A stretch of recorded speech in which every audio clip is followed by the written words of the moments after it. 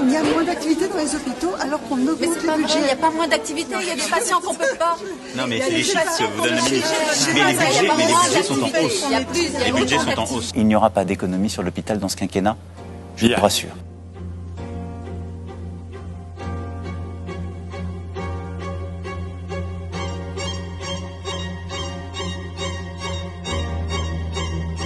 Le président de la Fédération hospitalière de France le dit, le ministère n'a pas pris la mesure.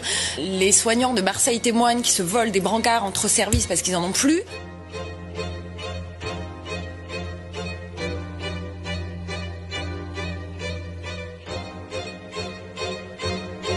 Le risque d'importation de cas depuis Wuhan est modéré.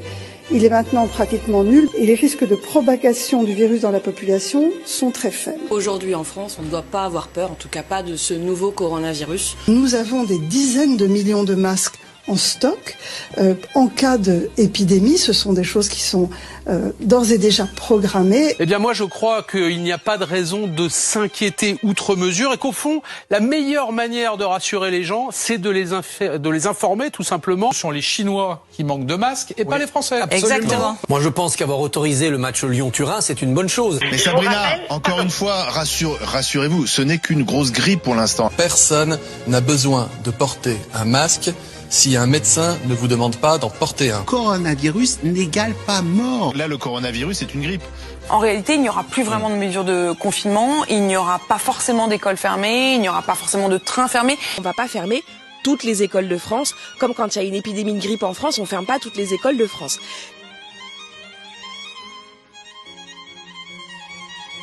Bon, c'est un virus de plus, c'est, on le dit souvent, c'est une forme de grippe. Est-ce qu'il est envisageable qu'on ferme toutes les écoles de France? Nous n'avons jamais envisagé la fermeture totale. La pleurniche permanente hospitalière fait que on est en permanence au chevet de notre hôpital. Porter un masque en population générale, ça ne sert à rien.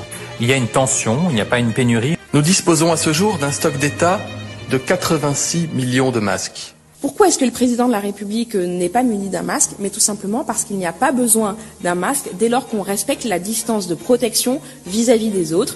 Le voilà, Emmanuel Macron qui met un masque. Face à l'épidémie, la confiance des Français envers l'exécutif est en chute libre.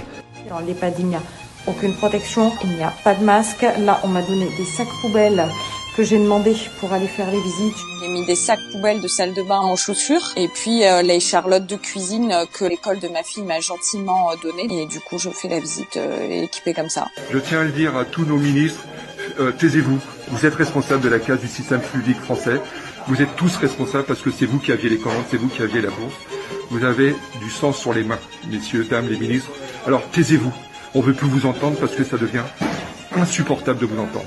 Du côté de la population maintenant, sachez que l'Académie de médecine a déclaré ce soir qu'elle recommandait le port obligatoire du masque, même pour le grand public. On nous a pourtant largement répété qu'il ne servait pas à grand-chose si l'on n'était pas soi-même malade. Une version qui a arrangé tout le monde alors que les stocks étaient quasiment vides, mais qui est loin d'être partagée par tous les scientifiques de la planète.